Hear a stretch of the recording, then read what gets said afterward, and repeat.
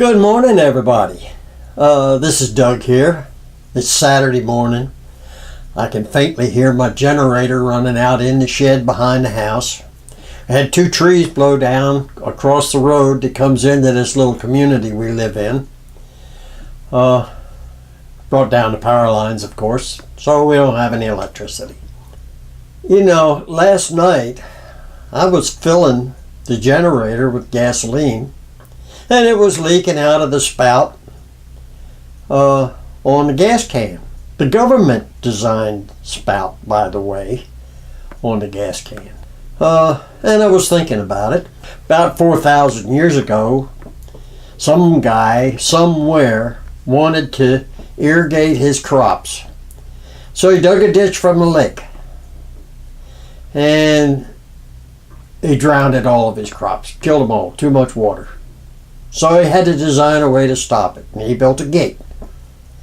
And he could lift the gate, and the water would run, and he could lower the gate and shut off the water from the lake.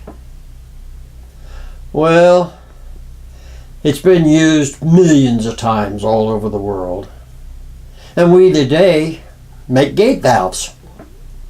It's nothing in the world but a gate inside of a piece of pipe with a screw going down to it and a handle on the screw. We turn the screw and that lifts the gate, and the water or gasoline or whatever it is flows through the line. Well, you know, our government, who knows we're stupid because we voted for them, decided that we like to pour gasoline on the ground. Even though we had to buy it, we just pour it on the ground. That's just what stupid people do. Well, they designed this spout to put on a gas can that you got to stick down in the hole and push back on a thing to shut the gas off, and all of it leaks. And so, you know, you kind of got to wonder.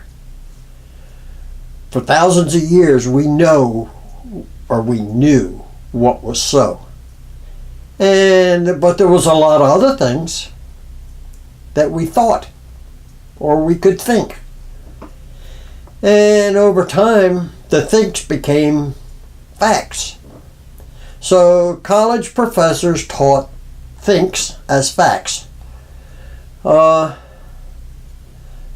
students became professors, and they taught thinks as facts.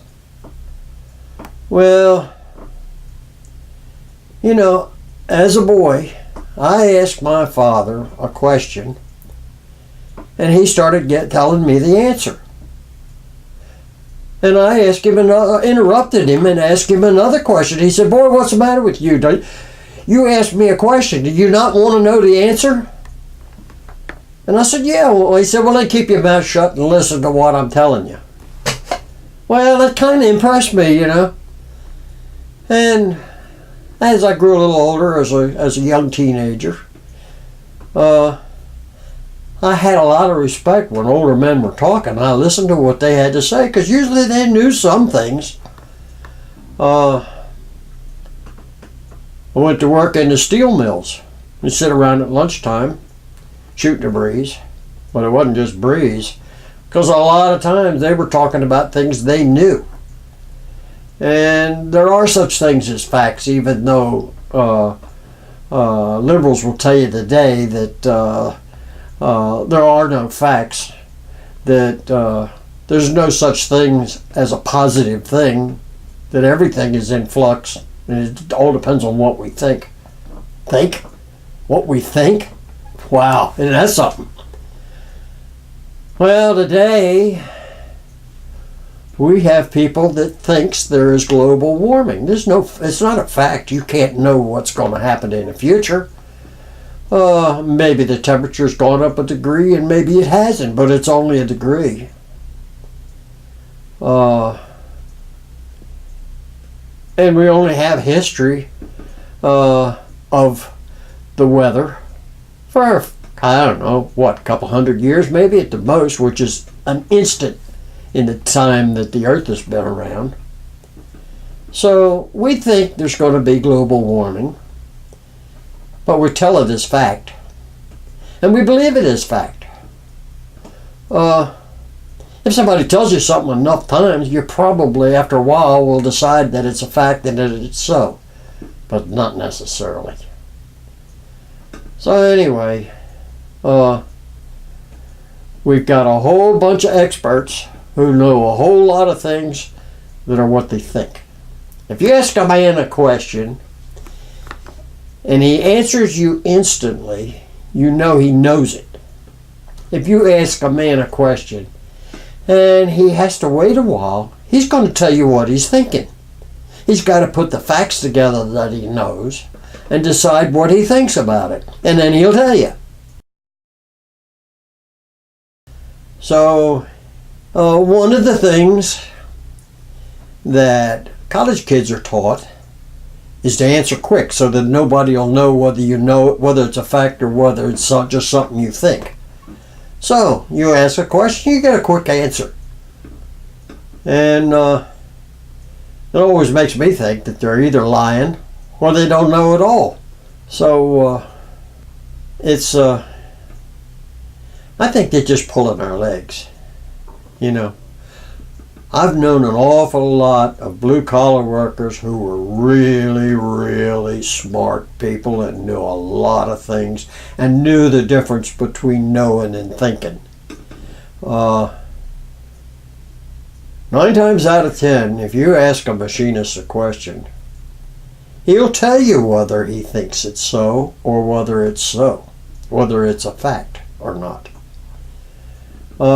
You don't find many boys out of college that'll do that. 9 times out of 10, they'll tell you what they think no matter what they think, and whether it's really true or not. You kind of got to wonder about global warming. You know, if the air warms, it's going to expand. Everything as it warms expands. Well, the air will expand, so it will extend farther out into space where it's cold. Now, all of space is going to cool that air. So is it going to get hotter? Well, maybe. If you got enough carbon dioxide in the air, it might be like Venus. It might overheat. But you know, Venus has about 1,000% more carbon dioxide in its air than the Earth does.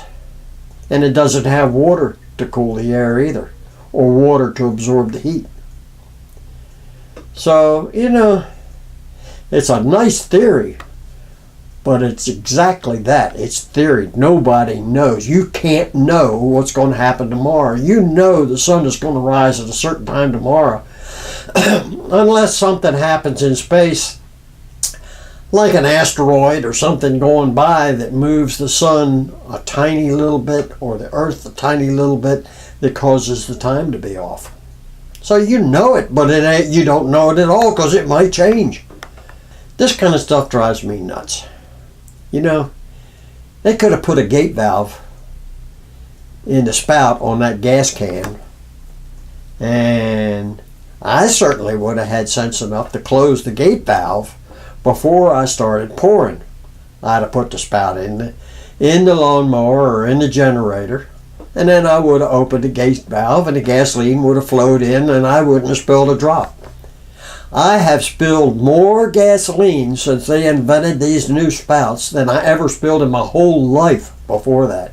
Gasoline's too expensive to be just spilling all over the place. And not only that, but I was anchored out in a creek. I had sailed all day and I had about run all the fuel out of the fuel tank.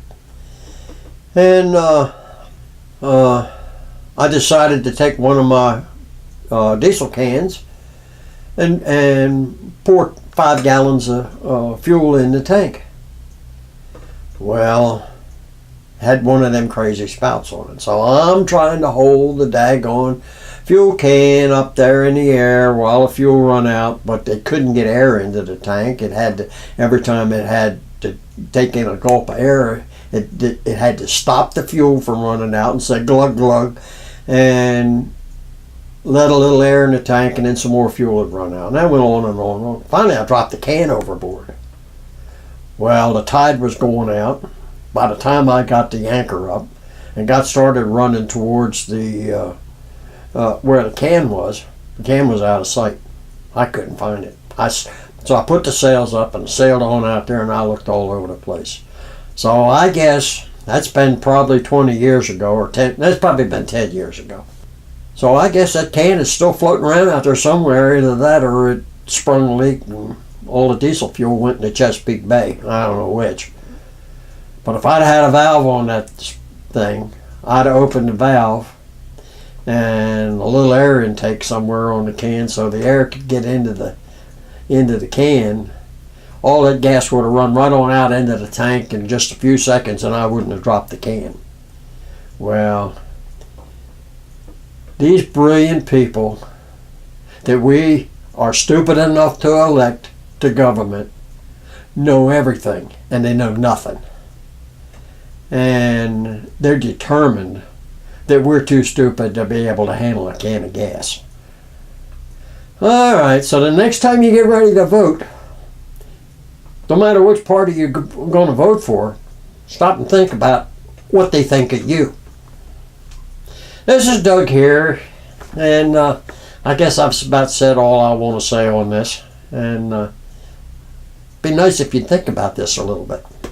Okay, folks, bye-bye.